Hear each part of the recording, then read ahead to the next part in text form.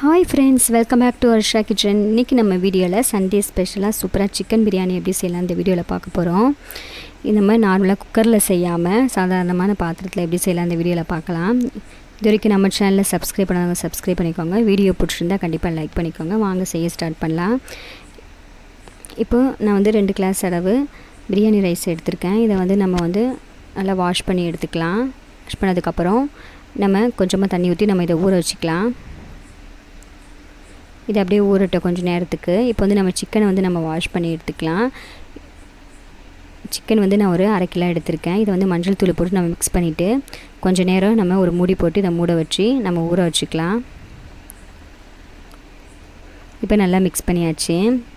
இப்போ வந்து நம்ம இது வந்து ஒரு மூடி போட்டு நம்ம தனியாக எடுத்து வச்சுக்கலாம். நெக்ஸ்ட்டு ஒரு அகலமான பாத்திரத்தில் ஒரு 4 ஸ்பூன் அளவு நான் ஆயில் சேர்த்துருக்கேன். நீங்கள் நெய் இருந்தாலும் சேர்த்துக்கலாம். நான் 1 ஸ்பூன் அளவு மட்டும் நெய் சேர்த்துருக்கேன். நெய்யில் நல்லா ஹீட் ஆனதும் பட்டை, ஏலக்காய், கிராம்பு, அன்னாச்சிப்பூ இதெல்லாம் நம்ம சேர்த்துக்கலாம். 1 ஸ்பூன் அளவு சீரகம், நீளமாக கட் பண்ண 2 வெங்காயம், 2 பச்சை மிளகாய் நம்ம ஆட் பண்ணியிருக்கேன். வெங்காயம் வந்து நல்லா பொன்னிறமாக நல்லா வதங்கணும். வெங்காயம் நல்லா முருகலாக வதங்குறதுக்கு 1 ஸ்பூன் அளவு நம்ம சால்ட்டு சேர்த்துருக்கேன். இப்போ வெங்காயம் இந்த ஸ்டேஜுக்கு நல்லா வதங்கினது தான் நம்ம இஞ்சி பூண்டு பேஸ்ட்டு போடணும். அப்போ தான் பிரியாணி வந்து ரொம்ப டேஸ்ட்டாக இருக்கும். இப்போ இஞ்சி பூண்டு பேஸ்ட்டு எல்லாம் நல்லா வதங்கிடுச்சு.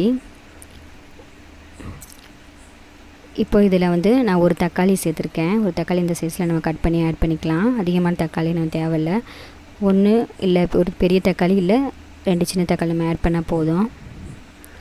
இப்போது வெங்காயம் தக்காளி நல்லா வதங்கிடுச்சு. இஞ்சி பூண்டு பேஸ்ட் எல்லாம் வாசமாக நல்லா வரவும் இதில் வந்து நம்ம ஊற வச்சு எடுத்துருக்க நம்ம சிக்கனை ஆட் பண்ணிக்கலாம். இப்போ சிக்கன் எல்லாத்தையும் ஆட் பண்ணிவிட்டு நல்லா நம்ம வெங்காயம் தக்காளியோடு நல்லா மிக்ஸ் பண்ணிக்கலாம்.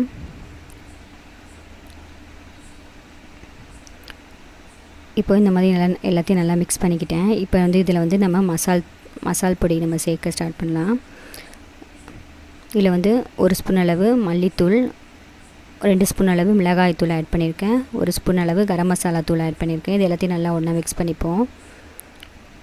பிரியாணி தூள் 1 ஸ்பூன் அளவு ஆட் பண்ணியிருக்கேன் நான். இப்போ இது எல்லாத்தையும் நல்லா மிக்ஸ் பண்ணிவிட்டு இது கூட ஒரு கைப்பிடி அளவு புதினா இலை, ஒரு கைப்பிடி அளவு கொத்தமல்லி இலை நம்ம ஆட் பண்ணிக்கலாம். ஆட் பண்ணிவிட்டு இது எல்லாத்தையும் நல்லா மிக்ஸ் பண்ணிக்கலாம். இது கூட வந்து நான் 1/2 கப் அளவு தயிர் ஆட் பண்ணியிருக்கேன். இதையும் சேர்த்து நல்லா நம்ம மிக்ஸ் பண்ணிக்கலாம். இப்போ மசாலா எல்லாம் நல்லா மிக்ஸ் ஆகிடுச்சு. இதில் வந்து கொஞ்சமாக நம்ம எலுமிச்சை பழச்சாறு கொஞ்சம் புழிஞ்சு விட போகிறோம். கொஞ்ச நேரம் இதை மூடி போட்டு நம்ம குக் பண்ணி எடுத்துக்கலாம். அதில் இருக்க தண்ணியிலே நல்லா குக் ஆகிடும். சிக்கனில் வந்து தண்ணி இருக்கும். எப்பயுமே நம்ம தண்ணிலாம் ஊற்ற தேவையில்ல. அதுலேயே நல்லா குக் ஆகிடுச்சு பாருங்கள். இதில் வந்து நம்ம கொஞ்சமாக எலுமிச்சை பழம் 1 ஸ்பூன் அளவு நம்ம புழிஞ்சு நம்ம சேர்த்துக்கலாம். இப்போ மிக்ஸ் பண்ணதுக்கப்புறம் நல்லா நம்ம மிக்ஸ் பண்ணிக்கலாம் இந்த மாதிரி. இப்போ இதில் நம்ம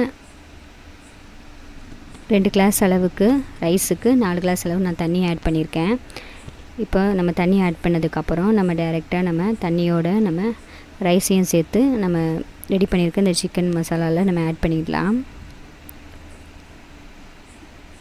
ஆட் பண்ணதுக்கப்புறம் நம்ம கரண்டி வச்சு நல்லா இந்த மாதிரி கலரிக்கலாம்.